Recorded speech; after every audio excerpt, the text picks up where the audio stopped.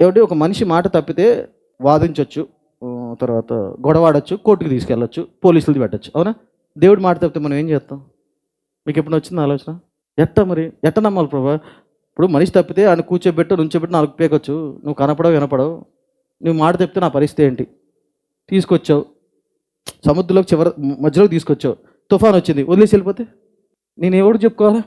నువ్వు ఎక్కడ దొరుకుతావు? నేను జైలు వేయటానికి, కోర్టు తీర్పు తీర్చండి, నేను ఎక్కడ, నువ్వు కనపడవుగా, మరి ఎట్ట నమ్మాలి దేవుణ్ణి? అయితే నాకు అనుమానం వచ్చింది, ప్రభా నువ్వు కనపడవు వినపడవు, నువ్వు తూచి అన్నావు అనుకో మధ్యలో నా జీవితానికి, నీ పరిస్థితి ఏంటి? Can you fight with him? కొట్లాడగలవా? దొరుకుతాడా నీకు? చెక్కడో దొరకడా ఆయన? నువ్వేం చేయగా ఏం చేయలేవు.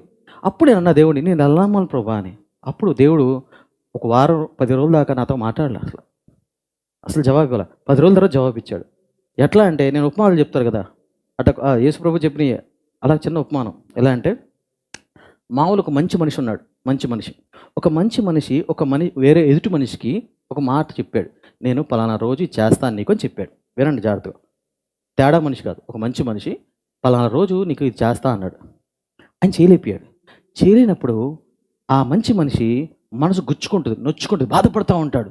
ఆ ఎదుటి మనిషి ఎదుటి మనిషి ఏం అనలా అయింది, కానీ ఈ మంచి మనిషి తన మనసును బట్టి, తన స్వభావాన్ని బట్టి మాట ఇచ్చానే తప్పని చేయలేకపోయారని గుచ్చుకుంటూ ఉంటుంది.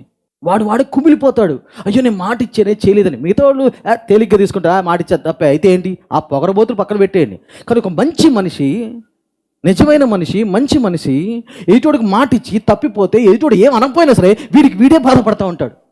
కిరణ్ నీకు ఎప్పుడైనా జరిగిందా అన్న? నేను అంత మంచోడు కాకపోవచ్చు, కానీ కొన్ని చోట్ల నేను వాళ్ళకి మాట ఇచ్చా, చేస్తానని చెప్పి చేయలేకపోతే వాడిని నేను తిట్టలా కొట్టలా, కానీ నాకు నిద్రపట్ల నాకే నిద్రపట్ల, అయ్యో ఇలా చేయలేదే, మాట ఇచ్చానే అని వాడు ఏమనిపోయినా ఆడు అంటాడు, పర్లేదు బ్రదర్ అంటాడు, అయినా సరే నాకు నిద్రపట్ల, అయ్యో చేయలేదని మనసు పీకేసింది.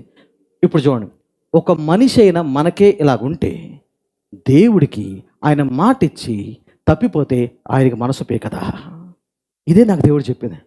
అమ్మా ప్రభా కరెక్టే, నాకు కొన్నిసార్లు నేను మాట ఇచ్చి తప్పిపోతే మనసు పీకింది ప్రభు, ఆడేమైనా పీకింది. అప్పుడు అన్నారు, కిరణ్ నువ్వే పెద్ద ఇది మంచోడు అనుకుంటున్నావు, మరి నా మనసు ఎలాంటిది తెలుసు కదా, ఎంత మంచోడో తెలుసు కదా, అందుకని ప్రేమిస్తున్నా అన్నావు. అంటప్పుడు నేను మాట ఇచ్చి తప్పిపోతే మీరు ఎవరు నన్ను కొట్టరు తిట్టరు, కానీ నేను బాధపడతా కదా, పీకుతుంది కదా నా మనసు అన్నారు. చాలు ప్రభా, జవాబు వచ్చిందా మీకు జవాబు? క్వశ్చన్ కూడా కరెక్టేనా? ఆయనకి వాగ్దానం ఇచ్చి తూచి అంటాడు, నువ్వేం చేయగలవు, ఏం చేయలేవు, అది ఎలా నమ్మాలా అంటే ఇలాగే మనిషి అయిన మనమే మాట తప్పితే పీకుతా ఉంటుంది మనసు. అలాంటప్పుడు ఆయన మనసు పీకదా? బోల్డ్, ఆయన వాక్యాన్ని తన నామం కన్నా హెచ్చించాడు. అది నా నమ్మకం వచ్చింది, నాకు అనుమానాలు వచ్చినాయి. తర్వాత ఆయన జవాబు చెప్పినప్పుడు ధైర్యం వచ్చింది నాకు.